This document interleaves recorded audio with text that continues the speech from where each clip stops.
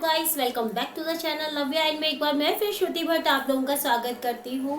और आज की जो रचना है वो मैं लेके आई हूँ कि 1.25 लाख से एक लड़ाऊं चिड़ियन ते मैं बाज बनाऊं।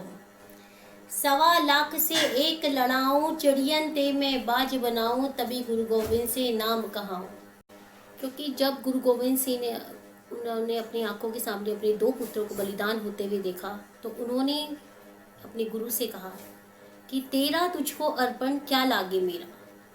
हे प्रभु, ये तेरा है और ये मैंने तुझको ही अर्पण कर दिया है, इसमें मेरा कुछ नहीं। तो ऐसे गुरु को हम दोनों हाथों से नमन करते हैं। और गुरु गोविंद सिंह के एक ऐसे ही अविश्वसनीय युद्ध, अकल्पनीय युद्ध, चमकोर का युद्ध जिसे कहा गया, मैं आपके सामने प्रकट करना चाहूँगी। चलो मुझे इजाज़त दीजिए कि मैं आपके सामने ये। तो दिन था 22 दिसंबर सन 1704।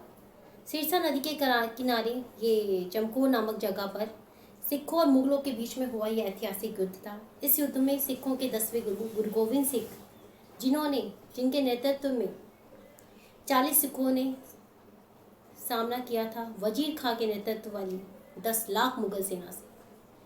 तो सोचिए कैसा रहा होगा वो युद्ध जिसमें एक सिख 1.25 लाख से लड़ा होगा।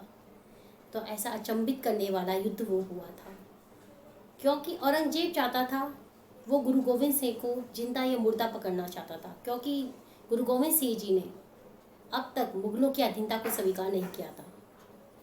तो यही उन्होंने अपने वजीर खान को उन्हें भेजा था गुरु गोविंद सिंह को लाने के लिए। लेकिन इस युद्ध में उन्हें ऐसी करारा जवाब मिला कि मुगल भी हैरान हो चुके थे कि ऐसा कैसे हो सकता है कि 40 सिख मिलकर हमारी लाखों की मुगल सेना को धूल चटा रहे हैं। तो चलिए, तभी इसे कहा गया है कि 1.25 लाख से एक लड़ाऊं चिड़ियन ते मैं बाज बनाऊं, तभी गुरु गोविंद सिंह नाम कहा। तो गुरु गोविंद सिंह के लिए मैंने लिखा है कि तुम थे हमारे महापिता, तुम थे हमारे महापिता, तुम थे वो महापुत्र, तुम थे हमारे महापिता, तुम थे वो महापुत्र। मुगलों संग युद्ध में जिसने एक एक पिटारा खोला था, मुगलों संग युद्ध में जिसने एक एक पिटारा खोला था, ऐसा अविश्वसनीय युद्ध हुआ था जिसे देखकर मुगल भी ढेर हो चुका था। ऐसा अविश्वसनीय युद्ध हुआ था जिसे देखकर मुगल भी ढेर हो चुका था। पथ खालसा के तुम हो रचयिता, पथ खालसा के तुम हो रचयिता, अनुपम संत सिपाही हो मेरे गुरु गोविंद सिंह। तुम सच्चे पातशाह, तुम सच्चे महाकवि, तुम सच्चे अनुयायी हो मेरे गुरु गोविंद सिंह। तुम हो सच्चे पातशाह, सच्चे सिपाही, तुम हो सच्चे अनुयायी हो। जिसने पुत्र लौटा दिए, जिसने पुत्र लौटा दिए खुदा के लिए, खुदा है वो भगवान है। जिसने पुत्र लौटा दिए खुदा के लिए, वीर है वो बलवान है, ज्ञानी है वो भगवान है। खुदा की ऐसी पहचान है, खुदा की ऐसी पहचान है कि खुदा पर ही कुर्बान है। खुदा की ऐसी पहचान है कि खुदा पर ही कुर्बान है। गुरु गोविंद से तुमने बाज चुना था, किसी और पंछी को नहीं। अपनी हर बात से तुम अपने शिष्यों को एक एक प्रेरणा देते चले गए।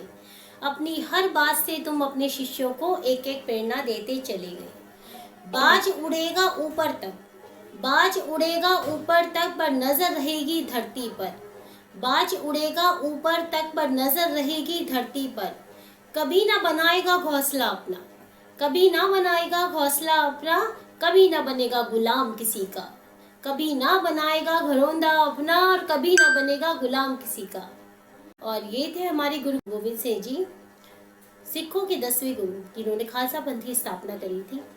और इनका ही ये युद्ध, इनके नेतृत्व में जो ये युद्ध हुआ था, चमकोर का युद्ध, जिसे मैंने कहा कि अविश्वसनीय अकल्पनीय युद्ध जिसे कहा गया।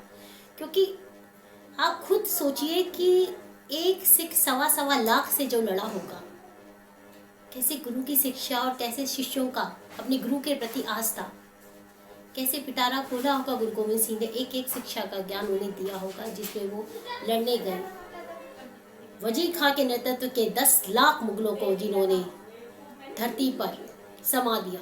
और ना औरंगजेब गुरु गोविंद सिंह को पकड़ पाया, ना अपने मंसूबों में कामयाब हो सका, और ना उन्हें विश्वास हुआ कि क्या 40 सिख हमारी लाखों मुगल सेना को हरा पाए। क्योंकि वो भी नहीं समझ पाए थे कि वो सोच रहे थे कि कोई शक्ति है या कोई बहुत बड़ी सेना इस जगह है जो हमसे लड़ रही है।